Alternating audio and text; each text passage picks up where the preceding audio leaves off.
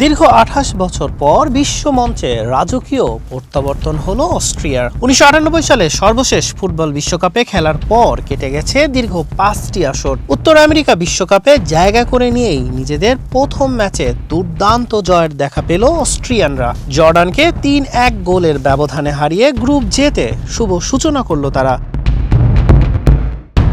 জর্ডানের বিপক্ষে ফেভারিট তকমা নিয়েই মাঠে নামে অস্ট্রিয়া। প্রথমবারের মতো বিশ্বকাপে এলেও জর্ডান গোছানো, পরিকল্পিত এবং দ্রুতগতির ফুটবল খেলেছে।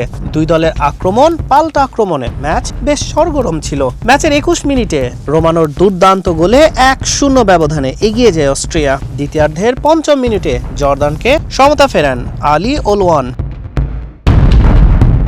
তবে ম্যাচের ৭৬ মিনিটে একটি মারাত্মক আত্মঘাতী গোল করে বসে জর্ডানের রক্ষণভাগ। অতিরিক্ত সময়ের ১০০তম মিনিটে জর্ডানের কফিনে শেষ পেরেকটি ঠোকেন অভিজ্ঞ মার্কো আর্নাউতোভিচ। সফল প্ল্যানটি কিক করে গোল করে অস্ট্রিয়াকে ৩-১ ব্যবধানের বড় জয় নিশ্চিত করেন তিনি।